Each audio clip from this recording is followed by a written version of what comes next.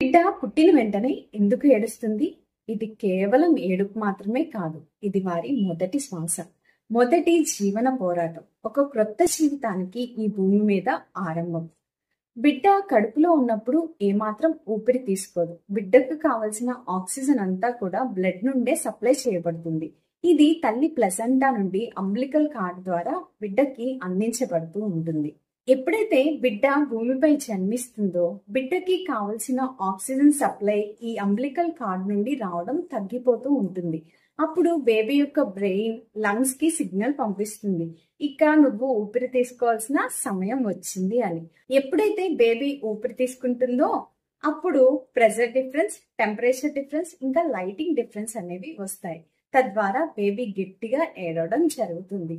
బిడ్డ మొదటిసారి ఏడ్చినప్పుడు baby lungs లో ఉన్న వాటర్ అంతా బయటికి వెళ్ళి లంగ్స్ పూర్తిగా గాలితో ఫిల్ అవడం జరుగుతుంది. తద్వారా ఒక క్రొత్త జీవితం ఈ భూమి మీద మొదలవుతుంది. ఈ వీడియో నచ్చినట్లయితే లైక్ చేయండి. ఎవరైనా ప్రెగ్నెంట్ మదర్ మీకు తెలిసిన వారు ఉంటే తప్పకుండా వారికి షేర్ చేయండి.